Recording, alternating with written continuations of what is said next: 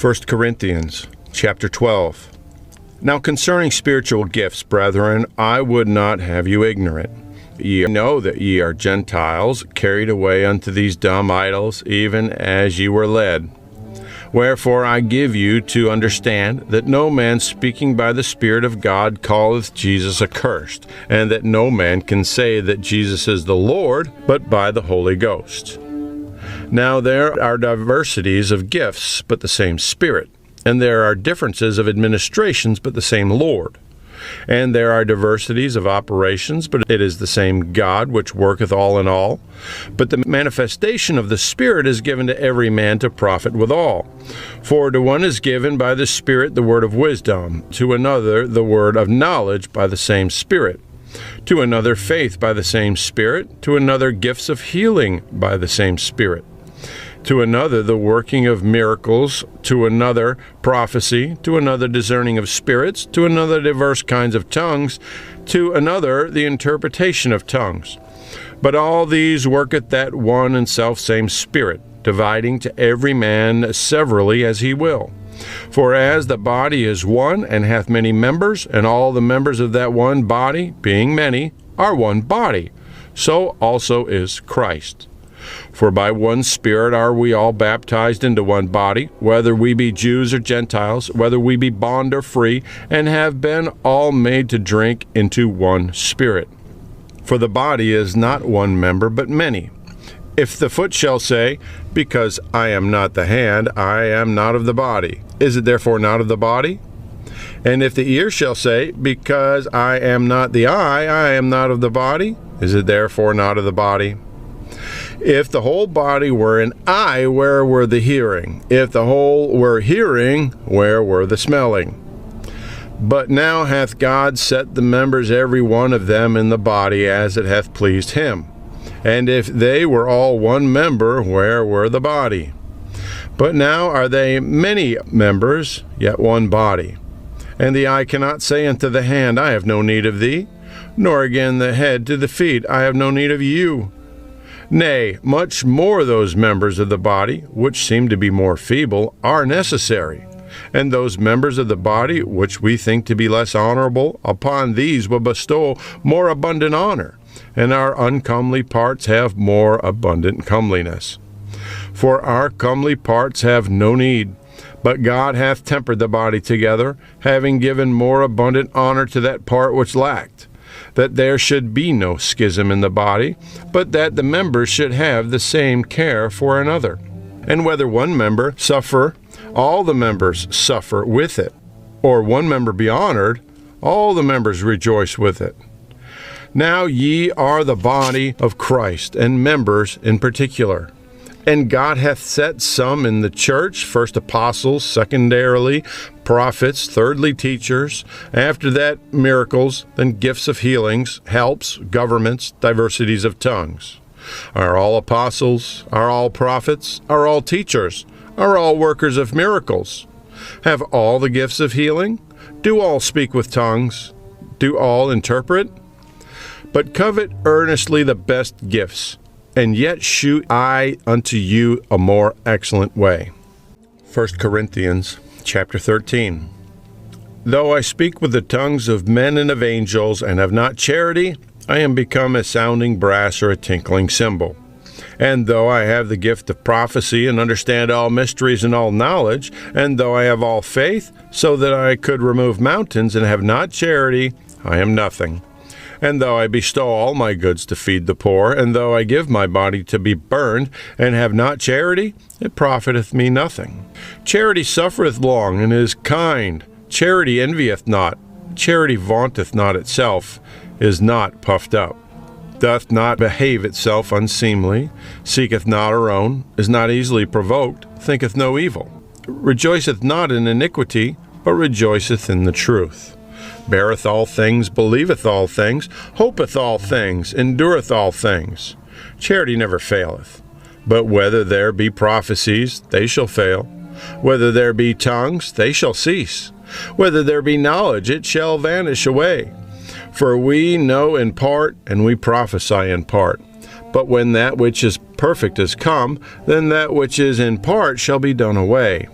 When I was a child, I spake as a child. I understood as a child. I thought as a child. But when I became a man, I put away childish things. For now we see through a glass darkly, but then face to face. Now I know in part, but then shall I know, even as also I am known. And now abideth faith, hope, charity, these three. But the greatest of these is charity. 1 Corinthians chapter 14. Follow after charity, and desire spiritual gifts, but rather that ye may prophesy. For he that speaketh in an unknown tongue speaketh not unto men, but unto God. For no man understandeth him. Howbeit in the Spirit he speaketh mysteries. But he that prophesieth speaketh unto men to edification and exhortation and comfort. He that speaketh in an unknown tongue edifieth himself, but he that prophesieth edifieth the church. I would that ye all spake with tongues, but rather that ye prophesied. For greater is he that prophesieth than he that speaketh with tongues, except ye interpret, that the church may receive edifying. Now, brethren, if I come unto you speaking with tongues, what shall I profit you, except I shall speak to you either by revelation, or by knowledge, or by prophecy, or by doctrine? And even things without life-giving sound, whether pipe or harp, except they give a distinction in the sounds, how shall it be known what is piped or harped? For if the trumpet give an uncertain sound, who shall prepare himself to the battle?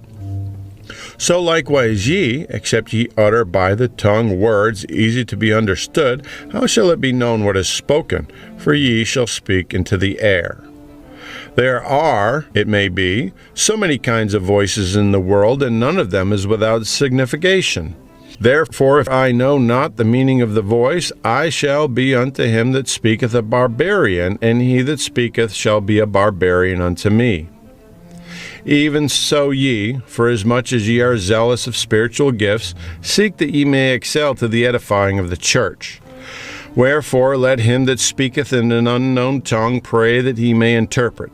For if I pray in an unknown tongue, my spirit prayeth, but my understanding is unfruitful. What is it then? I will pray in the Spirit, and I will pray with understanding also. I will sing with the Spirit, and I will sing with understanding also. Else, when thou shalt bless with the Spirit, how shall he that occupieth the room of the unlearned say Amen at thy giving of thanks, seeing he understandeth not what thou sayest? For thou verily givest thanks well, but the other is not edified. I thank my God I speak with tongues more than ye all. Yet in the church I had rather speak 5 words with my understanding, that by my voice I might teach others also, than 10,000 words in an unknown tongue. Brethren, be not children in understanding. Howbeit in malice be ye children, but in understanding be men. In the law it is written, with men of other tongues and other lips will I speak unto this people, and yet for all that will they not hear me, saith the Lord. Wherefore tongues are for a sign, not to them that believe, but to them that believe not. But prophesying serveth not for them that believe not, but for them which believe. If therefore the whole church be come together into one place, and all speak with tongues, and there come in those that are unlearned or unbelievers, will they not say that ye are mad? But if all prophesy, and there come in one that believeth not, or one unlearned, he is convinced of all, he is judged of all. And thus are the secrets of his heart made manifest, and so, falling down on his face, he will worship God, and report that God is in you of a truth. How is it then, brethren? When ye come together, every one of you hath a psalm, hath a doctrine, hath a tongue, hath a revelation, hath an interpretation. Let all things be done unto edifying. If any man speak in an unknown tongue, let it be by 2, or the most by 3, and that by course, and let one interpret. But if there be no interpreter, let him keep silence in the church, and let him speak to himself and to God. Let the prophets speak 2 or 3, and let the other judge. If anything be revealed to another that sitteth by, let the first hold his peace. For ye may all prophesy one by one, that all may learn and all may be comforted. And the spirits of the prophets are subject to the prophets. For God is not the author of confusion, but of peace, as in all churches of the saints. Let your women keep silence in the churches, for it is not permitted unto them to speak, but they are commanded to be under obedience, as also saith the law. And if they will learn anything, let them ask their husbands at home, for it is a shame for women to speak in the church. What? Came the word of God out from you, or came it unto you only? If any man think himself to be a prophet or spiritual, let him acknowledge that the things that I write unto you are the commandments of the Lord. But if any man be ignorant, let him be ignorant. Wherefore, brethren, covet to prophesy, and forbid not to speak with tongues. Let all things be done decently and in order.